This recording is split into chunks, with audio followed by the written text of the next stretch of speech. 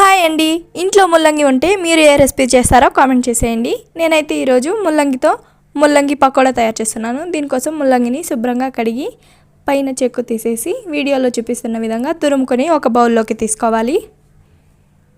ఒక medium size ఉల్లిపాయను నిలువుగా సన్నగా కట్ చేసుకుని వేసుకోవాలి. 2 రెబ్బల కరివేపాకు, కచ్చా పచ్చాగా దంచిన అల్లం వెల్లుల్లి వేసుకోవాలి. సన్నగా తరిగిన కొత్తిమీర ఒక గుప్పెడు వేసుకోవాలి. 1/2 టీ స్పూన్ పసుపు, రుచికి తగ్గట్టు కారం, అలాగే రుచికి తగ్గట్టు ఉప్పు వేసుకోవాలి. మీరు కావాలంటే సన్నగా కట్ చేసిన పచ్చిమిర్చి అయినా యాడ్ చేసుకోవచ్చు.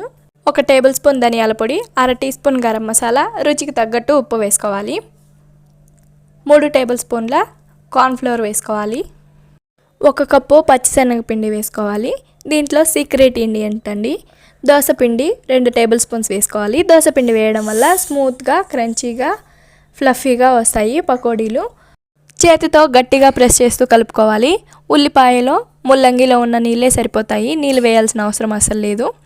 కడాయిలో నూనె వేసి హై ఫ్లేమ్లో వేడి చేసి మనం కలిపిన మిశ్రమాన్ని పకోడీలుగా వేసుకొని కలర్ చేంజ్ అయ్యేంత వరకు వేయించుకొని సర్వ్ చేసుకోవడమే.